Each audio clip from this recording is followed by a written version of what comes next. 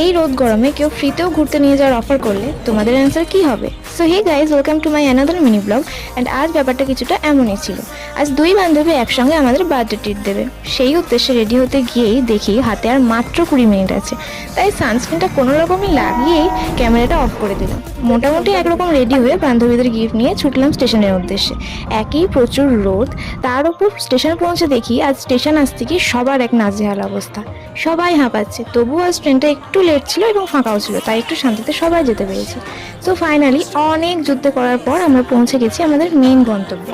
এটা ছিল ওয়েস্ট বেঙ্গলের largest restaurant at food court, Krishnanagar মাদারসাট। এখানকার অ্যাম্বিয়েন্স এবং ফুড কোয়ালিটি আমাদের জাস্ট ওয়াও লাগে, তাই ম্যাক্সিমাম টাইম আমরা এখানেই আসি। অর্ডার তো টান, আর আমাদের প্লেট সমস্ত কিছু আমাদের দিয়েও গেছে, বাট এই খালি প্লেট সামনে থাকলে পেটে কিছু ইঁদুর দৌড়াক বা না দৌড়াক, মন কিন্তু আমার মানে না, সেই খাবার খাবার মনে হয়।